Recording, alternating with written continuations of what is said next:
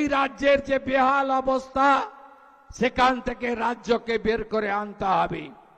শিক্ষিত যুবক যুবতী কর্মসংস্থান চায়, রাজ্যের মানুষ শিল্প চায়, কৃষকরা ফসলের দাম চায়, মহিলারা সুরক্ষা চায়, সরকারি স্কুল কলেজগুলোকে আধুনিক বানানো চায়, মানুষ সরকারি হসপিটালের সুবিধা পেতে চায়, পরিশুদ্ধ পানীয় জল চায়, আলো ভালো রাস্তা, আরো ভালো সেতু চায়।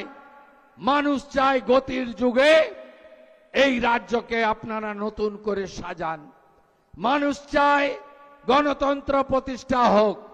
মানুষ চায় পুলিশ সত্যমেব জয়তের উপরে কাজ করুক। পুলিশ যেন পার্টির ক্যাডার না হয়। মানুষ চায় বাংলায় ভারতীয়রা থাকুক, অভারতীয়রা বাংলার বাইরে চলে যাক। আমরা এই কাজ করব।